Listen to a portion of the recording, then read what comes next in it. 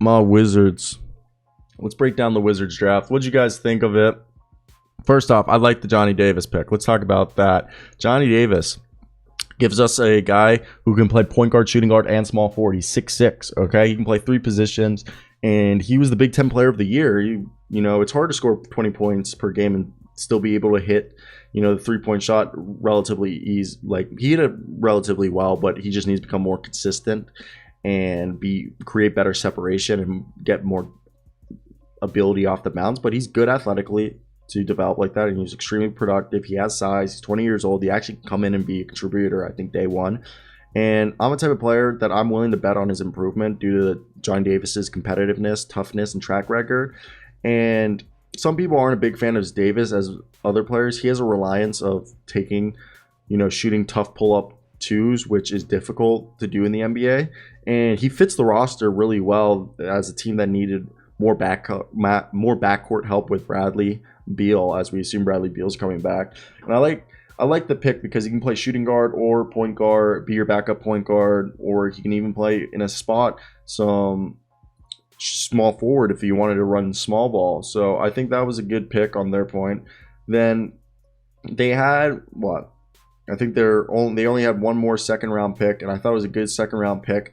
Yannick Zoza. Hopefully I said that correctly. Yannick Zoza. He played for Unicaja Malaga in the Spanish Liga of basketball. And he's a guy who he's only 18 years old, 6'11" with a 7, I think 3 or 4 or almost 7'5" wingspan. And he's potentially a draft and stash player, but he was a guy who he had such a poor year this past season that it's very hard to see where he was going to be drafted. But from far away, you look at him and you're like, holy crap, he's a great draft and stash player, because if he develops correctly, this guy is a shot blocking menace. Those long, lanky, inflatable two-man arms. He could really be the Spanish version of, without the three-point shooting.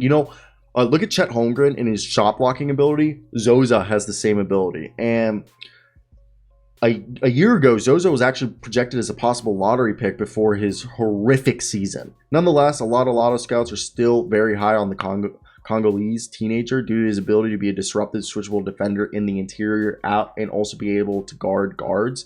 It's just the offensive end. Can he find that out? Will he be closer to a Chet Holmgren or a Nicholas Claxton? Okay. I think the Wizards will leave him overseas to develop.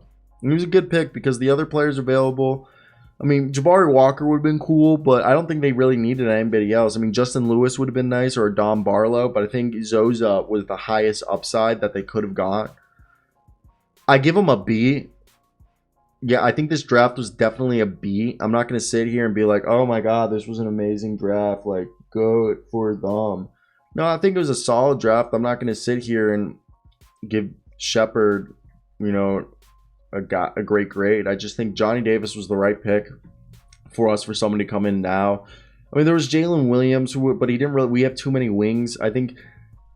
And same thing with Baji. Baji's more of a wing. I think right now we took the best player available in Johnny Davis, who could come in and be NBA ready to a certain extent and help this team win.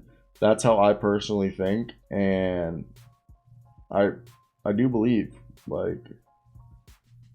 also, Joe Biden is addressing the nation. I probably should watch that as a journalism student. But man, oh man, I want to hear your thoughts down below, guys. What do you guys think of this video? And yeah, I want to hear your thoughts. That's basically it from me. Like and subscribe.